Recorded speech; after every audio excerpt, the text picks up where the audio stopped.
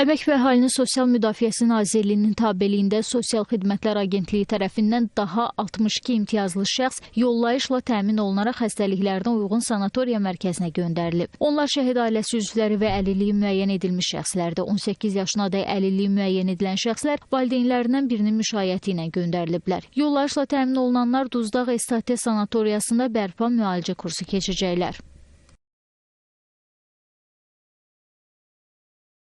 2 ildir dalbadal demək olar ki, Duzdağına gedirəm. Mən özüm asmatikəm, belə asma xəstəsiyəm.